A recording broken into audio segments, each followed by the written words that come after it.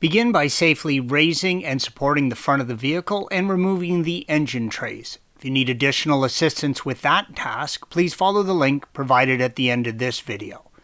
With the car safely up in the air and the engine tray removed, you can see the steering rack where it mounts to the crossmember, red arrows, and the spindles, yellow arrows.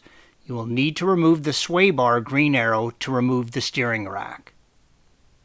You're going to need to drain the fluid from the pump and the rack to remove the steering rack. So do yourself a favor and remove as much fluid as you can from the reservoir. Remove the two inner ball joints by pulling the boot, red arrow, off of the steering rack, yellow arrow, with your hands. Use a large adjustable wrench and unscrew the ball joint end, red arrow, from the steering rack.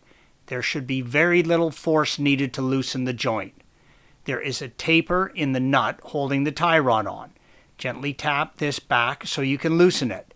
If you're worried about applying too much stress or yours seems stuck, you can wrap the steering shaft in a rag and hold it with some vice grips while loosening the joint.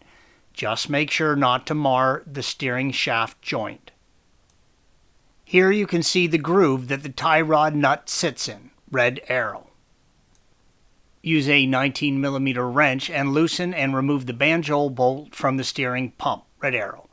Use a 17mm wrench and remove the return line from the back of the rack on the rear of the shaft input.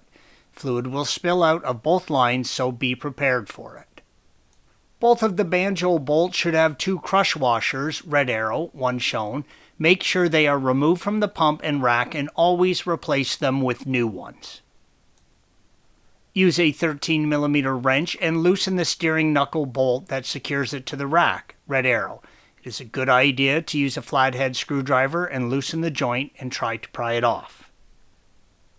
Remove the 10mm bolt that holds the supply line to the front of the pump, yellow arrow, and make sure the ground wire attached to it is free of the steering rack, red arrow. Remove the four 13mm bolts holding the rack to the crossmember, red arrows. It's a tight fit, but once the rack is off the steering shaft knuckle, you can pull it out from the bottom, red arrow. The rack will come out with all the breather supply and return lines on it.